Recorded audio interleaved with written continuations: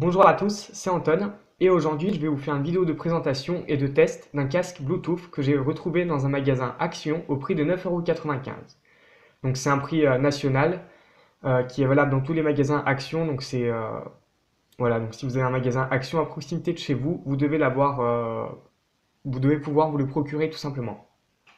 Donc sur la face avant de la boîte on retrouve le marquage Bluetooth et stéréo, le nom de la marque Maxster, qu'on retrouve par transparence le casque.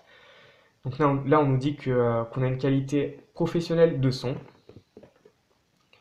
Donc on nous dit qu'il a une fonction main libre, que la musique, on peut l'écouter sans fil, donc avec le Bluetooth tout simplement, qu'il est parfait pour les smartphones et les tablettes, qu'il a une autonomie de 250 heures en veille et 6 heures en écoute.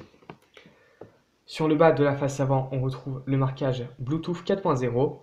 On nous montre qu'on peut l'utiliser avec des tablettes, des smartphones et un ordinateur. Donc il faut que ces périphériques-là soient bien sûr équipés du Bluetooth. Ensuite, sur le haut de la boîte, donc on n'a pas grand-chose, on a juste un petit décor. Sur le côté gauche, c'est la même chose, on n'a rien d'intéressant. Et sur le côté droit, c'est aussi la même chose. À l'arrière de la boîte, on retrouve quelques informations. Donc on nous dit que c'est un casque stéréo Bluetooth avec microphone intégré. On nous indique qu'il a une technologie de réduction de bruit avancée DSP. Donc j'en parlerai un peu plus tard, mais voilà, je vous en dirai un peu plus d'ici quelques minutes. Donc là, on nous rappelle de nouveau qu'il a 250 heures en veille et 6 heures de temps d'écoute.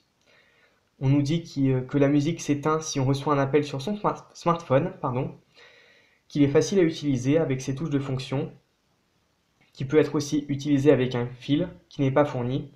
Donc c'est un câble jack classique 3.5 qu'il faut. Et donc que les coussinets sont confortables et le bandeau est réglable. Ensuite, du côté droit de l'arrière de la boîte, tout simplement, on retrouve quelques spécifications, donc notamment qu'il a une batterie de 250 mAh de technologie Li-ion, qu'il faut la recharger pendant 3 heures. Et donc on a par exemple son poids 175 grammes et on a plein d'autres informations techniques. Donc ensuite, on a un QR code pour le support à l'arrière et donc le code barre. Ici, on nous montre les différentes couleurs dans lesquelles le casque est disponible, donc à savoir du noir, du gris, du rouge et du blanc. Donc moi personnellement, je l'ai pris en gris. Donc maintenant, on va passer à l'ouverture du casque. Donc on va voir tout de suite à quoi il ressemble et qu'est-ce qui est fourni avec. Donc voilà, quand on enlève cette espèce de plastique, le casque il présente comme ça. Donc ici, on peut retrouver un câble micro USB. Bon, je ne sais pas s'il tiendra longtemps parce que le câble il est assez fin et le plastique il m'a pas l'air d'être de très bonne qualité. Après, tout le monde a un câble micro USB chez soi, quoi. Enfin, sauf ceux qui ont des iPhones. Mais après, si on a un Android, on a logiquement un câble micro USB. Donc voici le casque en lui-même. Donc franchement, je le trouve pas trop moche de ce côté-là, en le regardant comme ça. Donc je vais faire le focus pour qu'on puisse mieux le voir, si le focus veut bien se faire, bien sûr. Donc voilà, on a les oreillettes. Donc c'est du plastique verni, hein. Donc ça se raye assez facilement. Qu'est-ce que je peux dire? Donc je vais vous présenter son design. Donc c'est un casque aussi qui est pliable, ce qui est plutôt sympa parce qu'il prend un peu de place quand il est plié. Et le mécanisme de pliage, il m'a l'air d'être plutôt solide. Donc je vais vous montrer ça tout de suite de plus près. Voilà, il n'y a pas de souci sur ça. Le mécanisme, il est plutôt bon. Les plastiques utilisés dans ce casque sont plutôt des plastiques bas de gamme. En même temps, pour un casque à 9,95 €, le contraire serait étonnant. Donc ici, on a un plastique brillant comme ça. Voilà. Voilà, donc on a des coussinets ici qui sont pas très confortables. Je vous le dis honnêtement. Ils sont un peu durs. Après, voilà quoi. Enfin, c'est pas non plus la mort, mais c'est pas terrible. Donc on a ça qui est réglable. Donc on peut régler le casque à sa guise. Et donc on a les écouteurs qui bougent comme ça, tout simplement pour s'adapter au mieux de la forme, enfin pour que le casque s'adapte au mieux par rapport à la forme de la tête de l'utilisateur. Mais là, c'est vraiment minime. Et donc au final, si on n'a pas de chance, le casque il peut faire mal. Enfin pas trop, mais il peut être un peu désagréable à porter. Donc maintenant, je vais présenter les boutons qu'on a. Donc les boutons, ils sont sur l'oreillette gauche, donc voilà, left. Donc là, on a le bouton volume plus, donc je vais faire le focus tout de suite. Voilà, on a le bouton volume plus, musique suivante, le bouton power on off, musique précédente, volume moins. Donc ensuite, on a la prise jack 3.5 pour écouter la musique avec tout simplement un câble et sans solliciter la batterie du casque. La prise micro USB, la LED qui peut s'illuminer en rouge et en bleu. Donc je vous expliquerai comment ça fonctionne tout à l'heure. Et donc juste ici, on a le microphone. Donc j'ai utilisé ce casque pendant une journée à peu près. Enfin, je l'ai acheté ce matin et donc je l'ai utilisé pendant l'après-midi. Donc le son, il est plutôt bon. Quand on achète le casque, il est presque déchargé. Donc je l'ai utilisé un peu, une vingtaine de minutes, et après j'ai dû le recharger. J'ai pas pu au final tester son autonomie réelle, mais pour l'instant, il m'a l'air de bien tenir. Le son, il est plutôt de bonne qualité. Pour un casque à 10 euros, le son, il est même vraiment bon. Le Bluetooth fonctionne plutôt bien. Et avec le câble, bah, le son, il est très bien aussi. Il faut savoir qu'avec le Bluetooth, le son, il est un tout petit peu moins bon qu'avec le câble. Mais ça, c'est normal parce que le Bluetooth, ça compresse. Et enfin bref, il y a, il y a une perte de qualité sur tous les casques quand on les utilise en Bluetooth. Mais franchement, la qualité, elle est vraiment bonne. Pour l'appairage, j'ai pas trop eu de mal. Enfin, ça dépend des smartphones avec lesquels je l'ai fait parce que j'ai fait le test avec plusieurs smartphones. Il y en a certains qui étaient plus capricieux que d'autres, mais pour moi, le problème ne vient pas du casque, il vient plus des smartphones parce que c'est des smartphones avec un processeur Mediatek et le Bluetooth sur les smartphones qui ont des processeurs Mediatek est parfois un peu capricieux. Donc j'ai oublié de vous dire, mais il y a aussi une toute petite notice dans la boîte que je vais vous montrer tout de suite, donc qui nous indique comment appairer le casque et on a également quelques informations techniques dessus qu'on a déjà vues sur la boîte.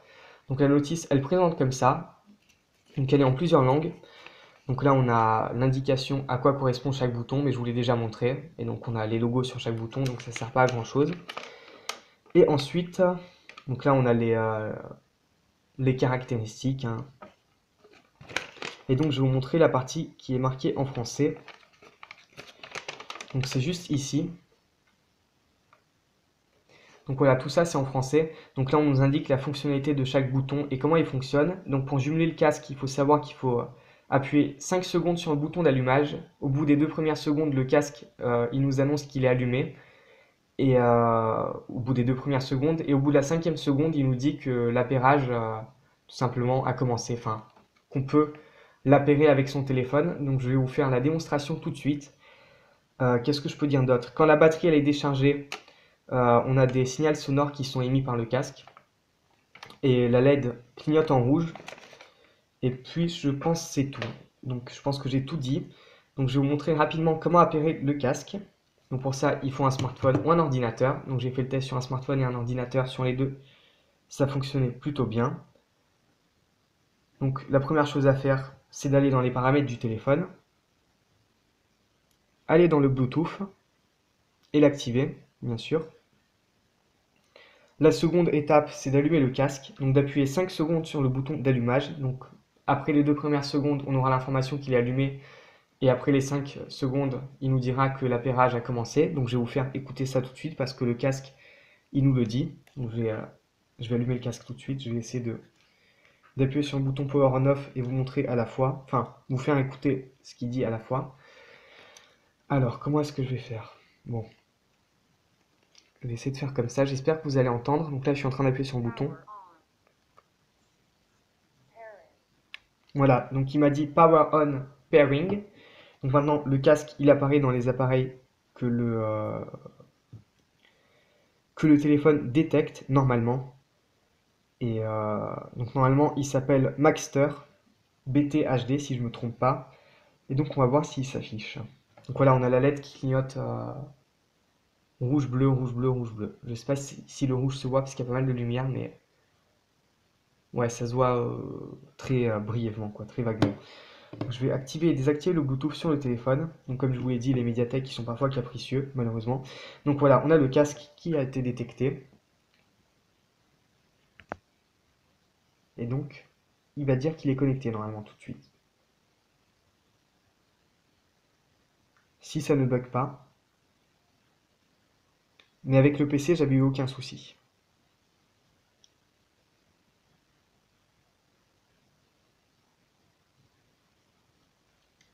Bon, décidément, il n'a pas envie, donc on va recommencer le processus d'appairage. Voilà.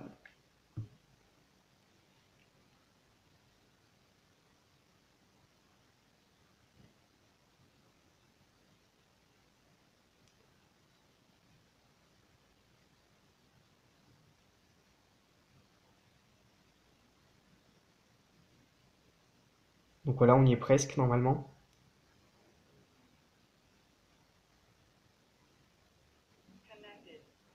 Voilà, donc maintenant le casque il est connecté, donc ça a pris un peu de temps malheureusement, mais tout s'est bien terminé tout simplement. Et donc je vais rapidement vous faire une petite démonstration. Donc là par exemple je vais mettre de la musique. Donc elle est dans le casque, la musique bien évidemment, donc je vais monter un peu le son pour vous montrer que ça marche très bien. Donc je vais vous dire tout de suite, le réglage du son du téléphone et du casque, il est indépendant. Donc ce que je vous conseille de faire, si vous prenez ce casque, c'est de mettre le son à fond sur le téléphone et après le régler sur votre casque pour ne pas perdre en qualité. Donc là, je peux monter le son en appuyant sur le bouton volume plus. Donc c'est ce que je vais faire, vous allez un peu entendre le son au niveau du micro. Voilà. Donc ensuite, on a le bouton on-off qui peut servir tout simplement de pause si on appuie d'une manière courte dessus. Donc voilà, je viens d'appuyer dessus, ça a mis la musique en pause. Je vais réappuyer dessus, ça va mettre la prochaine musique, enfin ça a remis la musique. Le bouton musique suivante, j'appuie dessus. Voilà, parfait. On a la musique suivante qui s'est mise. Le bouton volume moins, il sert bien évidemment à diminuer le volume. Donc voilà, le bouton volume plus à monter le volume. Donc tout fonctionne très bien. Donc j'ai un petit reproche à faire par contre au niveau des boutons. Donc si on marche dans la rue assez vite par exemple, ou enfin bref, si on fait du sport, le casque il tient pas très bien sur les oreilles. Je vous le rappelle, les coussinets ne sont pas super confortables, mais pour 10 euros, franchement c'est vraiment très très bien. Parce que le son il est vraiment bon à mon goût. Bon, je suis pas un audiophile, mais pour 10 euros le son, il n'y a rien à dire. Il y a des basses. Avec le Bluetooth, le son il est légèrement moins bon qu'avec la prise jack, mais c'est 3 fois rien. Enfin, la différence, elle ne se sent quasiment pas. Et donc, je voulais dire une autre chose sur les boutons.